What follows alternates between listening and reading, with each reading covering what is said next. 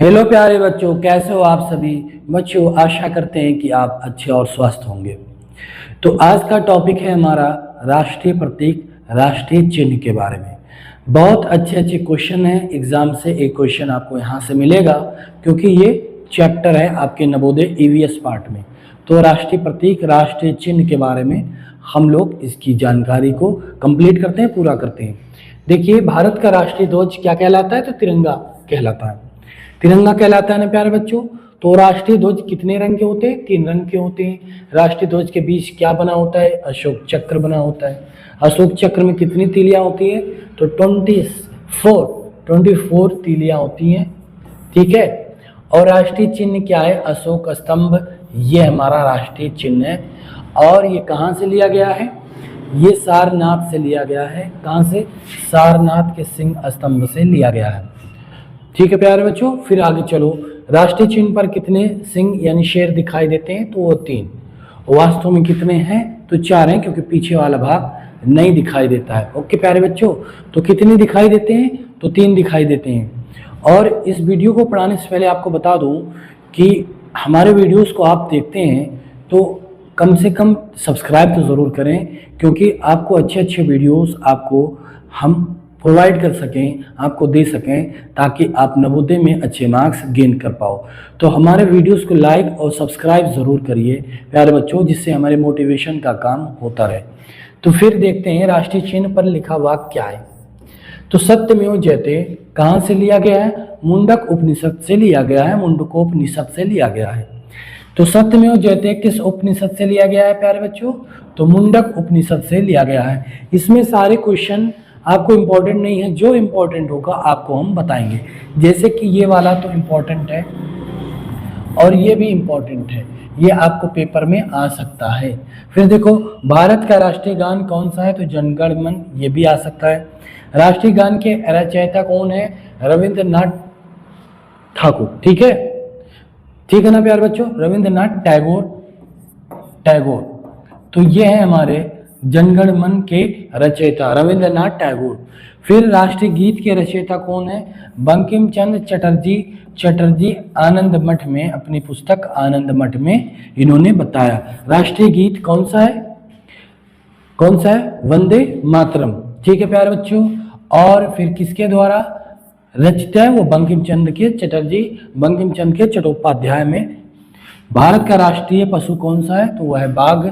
फिर भारत का राष्ट्रीय पंछी कौन सा है? तो वह है मोर। फिर राष्ट्रीय पुष्प कौन सा है? वह है कमल।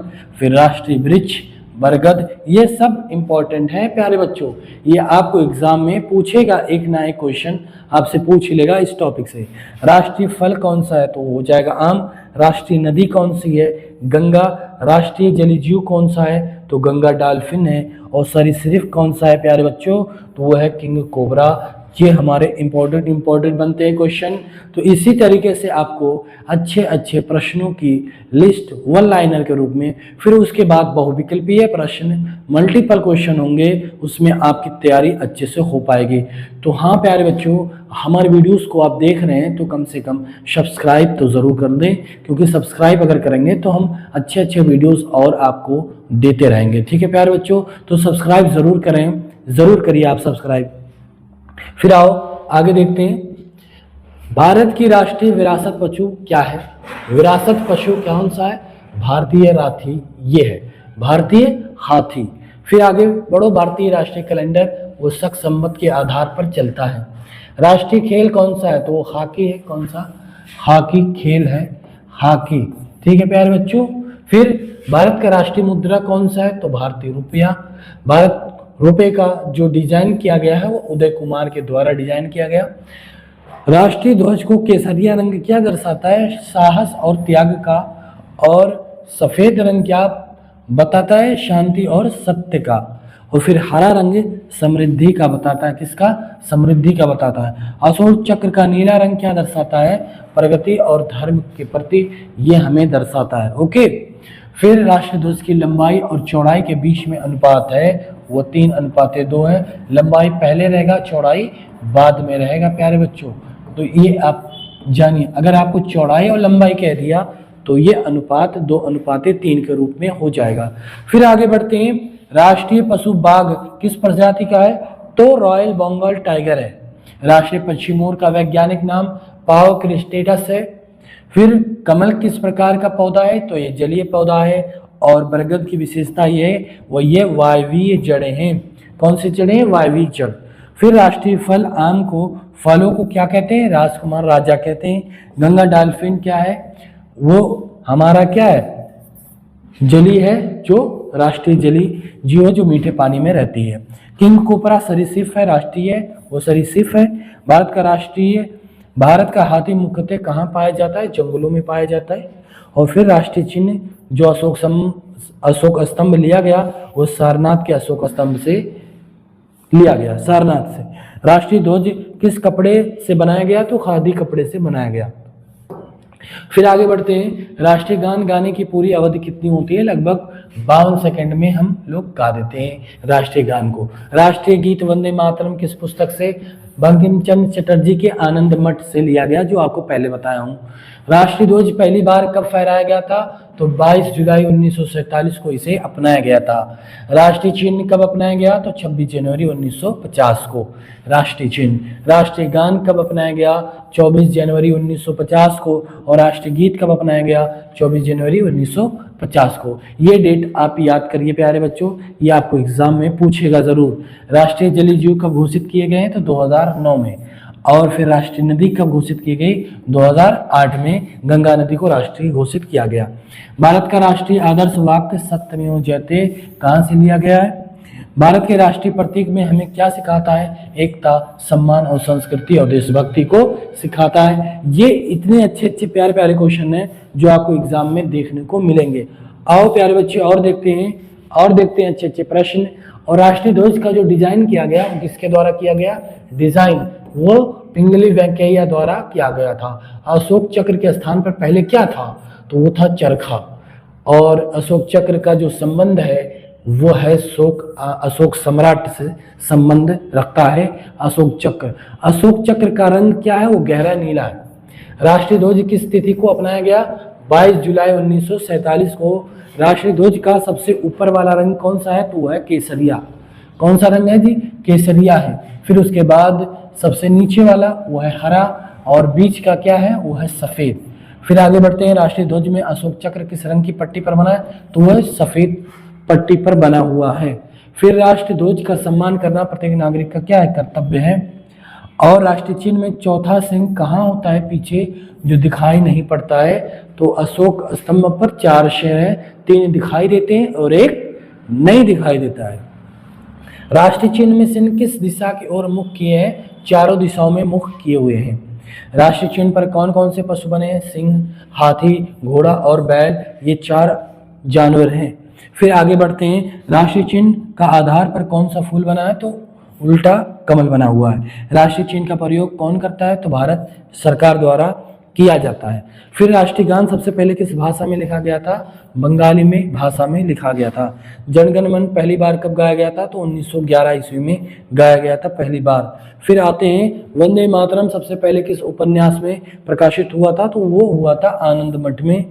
और बाकी ये राष्ट्रीय गान गाते समय कैसी मुद्रा में खड़े होना चाहिए? तो सावधान की मुद्रा में खड़े होना चाहिए। फिर आगे बढ़ते हैं, देखते हैं अच्छे अच्छे प्रश्न को। और प्रश्न है राष्ट्रीय पशु बाघ किस अभ्यारण्य में अधिक पाया जाता है? तो जिम कॉर्बेट राष्ट्रीय उद्यान में पाया जाता है।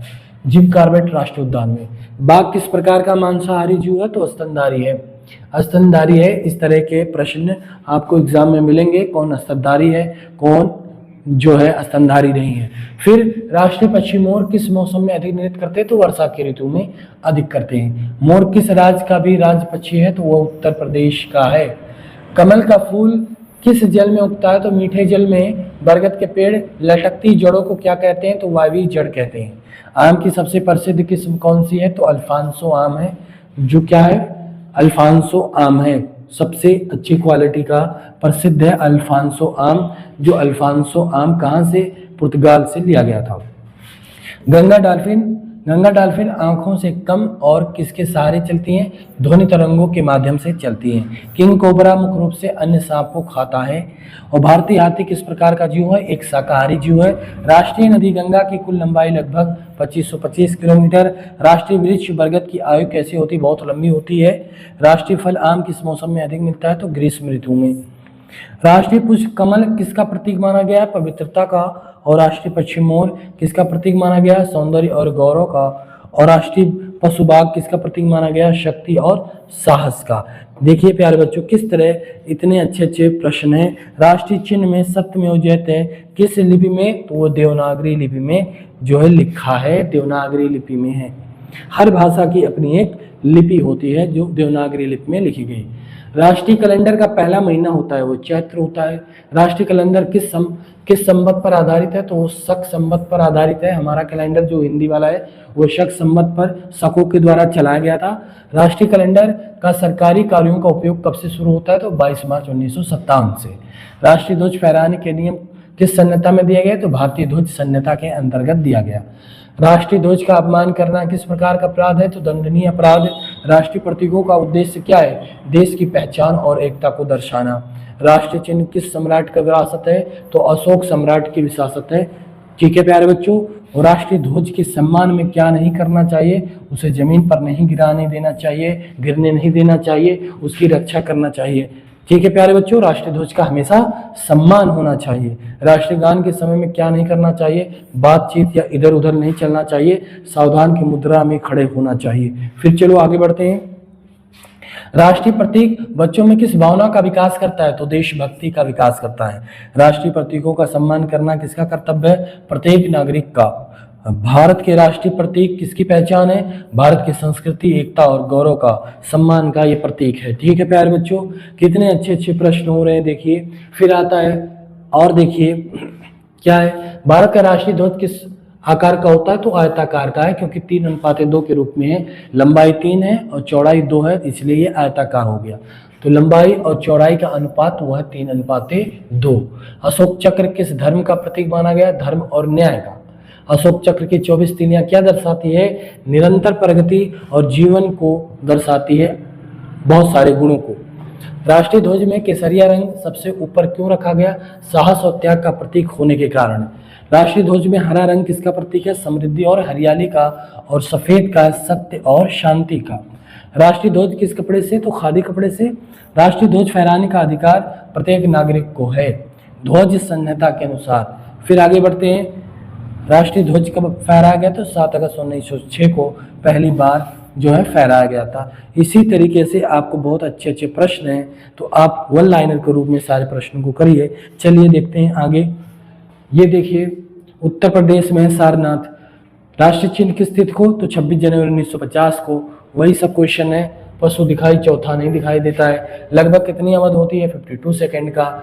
राष्ट्रीय गीत वंदे मातरम का अर्थ है मातृभूमि मैं तुम्हें नमन करता हूँ। राष्ट्रीय समारोह के अवसर पर गाया जाता है। सांस्कृतिक और राष्ट्रीय कार्यक्रमों में भी गाया जाता है। तो राष्ट्रीय गान के समय कौन सी मुद्रा में? तो सावधान की मुद्रा में खड़े होना चाहिए। और ये देखिए और अच्छे अच्छे प्रश्न हैं, आप इसको नोट करिए। देखिए, राष्ट्रीय गान सम्मान करना किसका कर्तव्य है? प्रत्येक नागरिक का। किस भाषा में? तो संस्कृत निष्ठ बांग्ला में, मतलब कि कुछ बांग्ला में कुछ संस्कृत का ये मिश्रित है। अगर एक भाषा को अगर पूछता है तो आप संस्कृत भाषा को चूज करिएगा प्यारे बच्चों, संस्कृत भाषा। ठीक है, तो संस्कृत भाषा को राष्ट्रीय गीत वंदे मातरम किस भाषा में? तो संस्कृत भाषा में। ओके।